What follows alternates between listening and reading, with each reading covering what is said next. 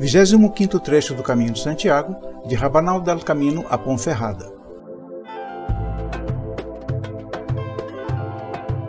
Deixamos Rabanal, subindo a Cali Real que termina na Fonte dos Peregrinos e seguimos em direção ao topo do Monte Irago. Hoje teremos um grande desafio. Nosso percurso começa aos 1.100 metros em Rabanal, vamos aos 1.530 metros na Cruz de Ferro, para depois descermos aos 540 metros até Ponferrada. À nossa esquerda, o Monte Teleno, o deus da Guerra dos Astures, com os seus 2.200 metros, ainda com neve em seu cume, nos observa, enquanto seus gelados ventos nos castigam o rosto. Logo, alcançamos um abrigo com um ponte, local preparado para tomada de fôlego e proteção ao peregrino. Chegamos em Foncebadón, povoado citado quando de um concílio no século X convocado por Ramiro II, e também em 1102, quando as terras foram doadas a Gualcelmo, o ermitão del Bierzo.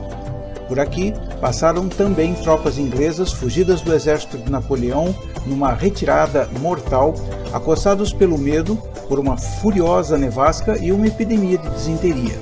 Viu seu êxodo em 1960 e hoje está em recuperação.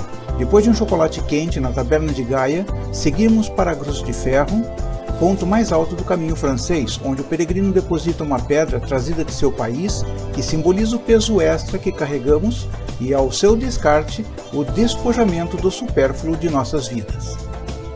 Já em Manjarim, somos recebidos pelo último templário do caminho, o irmão Dom Tomás Martínez da Paz, que mantém as portas abertas de um espartano abrigo desde 1998, onde outrora houvera um albergue construído pelo ermitão Gualcelmo. Retomando o caminho, passamos pela antiga estação militar, onde hoje funcionam apenas antenas de telecomunicação. Os próximos 7 quilômetros foram de forte descida até chegarmos em El Acebo, povoado do século V, cuja igreja do século XII é devotada a São Miguel.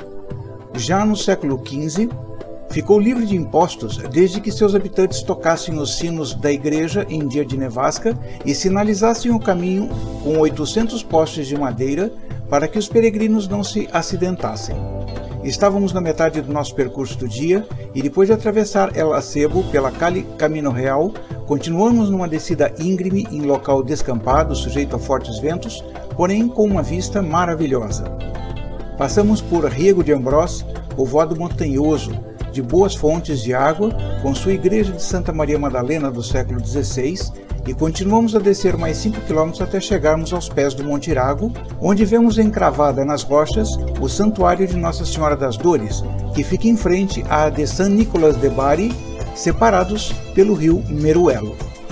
Molina Seca nasceu aos pés do Cruzeiro de Pedra, símbolo de tradição jacobeia, junto com a construção da ponte românica sobre o rio Meruelo.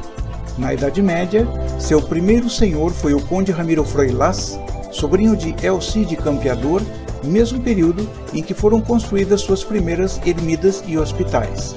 Daqui até Ponferrada serão 7 quilômetros em terreiro plano.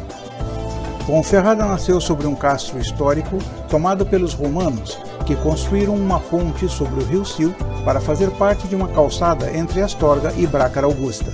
Foi destruída pelos godos e na Reconquista foi reformada como estrutura de ferro por Osmundo, bispo de Astorga, ficando conhecida como Pons Ferrata. Em 1178, o rei Fernando II permitiu que os templários aí estabelecessem uma comenda e lhe deu foral, e nessa época documentou a primeira fortificação do local. Em 1211, Alfonso IX doa a vila aos cavaleiros monges, que o ampliam, chegando a ser considerado desproporcional para o local, pois ficava muito longe de qualquer frente de batalha contra os muçulmanos.